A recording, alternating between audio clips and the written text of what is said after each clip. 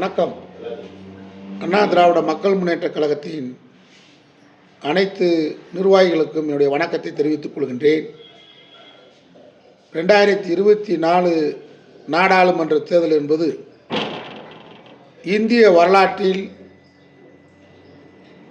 மிகப்பெரிய ஒரு சவாலான தேர்தலாக எதிர்கால வரலாறு பேசுகின்ற தேர்தல் அமைய இருக்கிறது. பாஜக தோல்வி முகத்தை இப்பொழுதே சந்தித்த காரணத்தால் தான் உச்சநீதிமன்றம் தேர்தல் பத்திரப்பதிவு சம்பந்தமான நேற்றைக்கு வழங்கிய தீர்ப்பை கண்டு மிரண்டு அரண்டு குடியுரிமை திருத்த சட்டத்தை கொண்டு வந்திருக்கிறது. இந்த நிலையில் தேர்தல் என்று சொன்னாலே கட்சி மாறுவதும் பணத்திற்காக வாக்குகள் போடுவதும்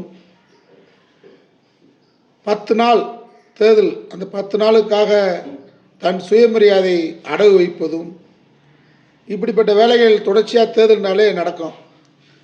ஆனால் அண்ணா திராவிட மக்கள் முன்னேற்ற கழகத்தை பொறுத்த அளவில் போலியான நம்பிக்கைகளை கொடுத்து, போலியான வாக்குறுதிகளை கொடுத்து, ஆசை வார்த்தை காட்டி யாரையும் மயக்கி இந்த இயக்கத்தில் வைக்கவில்லை. இயக்கம் என்பது பேரறிஞர் அண்ணா அவர்கள் சொன்னார்கள். மற்றெல்லாம் கட்சின்னு சொன்னாங்க, அண்ணா தான் மூமெண்ட்னு சொன்னார்.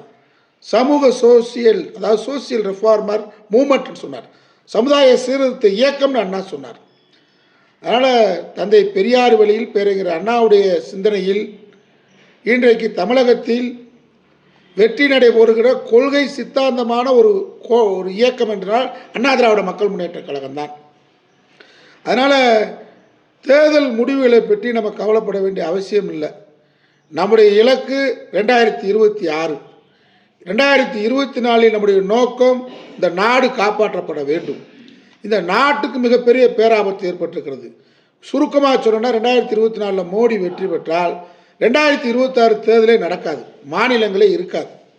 அதனால் மாநில வீடு இருந்தால் தான் ஓடு மாற்ற முடியும். அண்ணா திராவிட நாடை கைவிடும்போது வேலூர் சிலையில் சொன்னார், நான் திராவிட நாடு கொள்கையை தற்காலிகமாக நான் கைவிடுறேன், கேட்பதற்கான காரணங்கள் அப்படியே இருக்கிறது.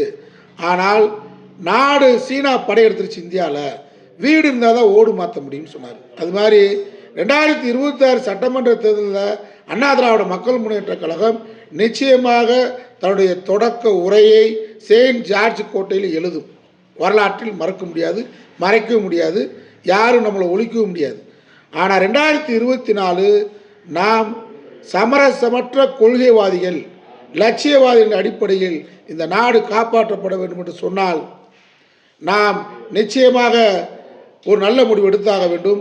அதனால் வருகின்ற 17ஆம் தேதி ஞாயிற்றுக்கிழமை மாலை 4 மணிக்கு சென்னை உட்லண்ட்ஸ் விடுதியில் நம்முடைய அவைத்தலைவர் கண்ணியத்துக்குரிய தாஜுதீன் அவர்கள் தலைமையிலும், நம்முடைய கழகத்துடைய துணை பொதுச் செயலாளர் MAS முத்துக்குமார், நம்முடைய ஆற்றல் மிகு சென்னை மண்டலத்தின் தளபதி, கழகத்தின் பொருளாளர், என்றைக்கும் நிறைகுறையாத மாணிக்கம் கொள்கை சிங்கம் நம்முடைய பூங்கா PK மாரி அவர்களுடைய முன்னிலையிலும், நம்முடைய ஈரோடு தந்த வேங்கை, நம்முடைய கழகத்துடைய உயர்மட்ட குழு உறுப்பினர், கழகத்தின் ஆற்றல் மிகு கொங்கு மண்டல தளபதி துணை பொதுச்செயலாளர் செந்தில்குமார் அவருடைய வரவேற்புகளிலும் தம்பி ஹரிஸ் அவர்கள் நன்றி உரை நிகழ்த்திருக்கிறார். நான் கழகம் 2024 நாடாளுமன்ற தேர்தலில் நம்முடைய நிலை குறித்து விரிவாக உரையாற்றிருக்கிறேன். அனைவரும் தவறாது கலந்து கொள்ள வேண்டுகின்றேன். இதையே அன்பான அழைப்பாக ஏற்று அனைவரும் வருகை தர வேண்டுகின்றேன். தூற்றுவோர் தூற்றட்டும், போற்றுவோர் போற்றட்டும், என் கடன் பணி செய்து கிடப்பதன் அடிப்படையில் நாட்டின் நலன் கருதி கூட்டத்திற்கு வாரீர் வாரீர். வணக்கம்.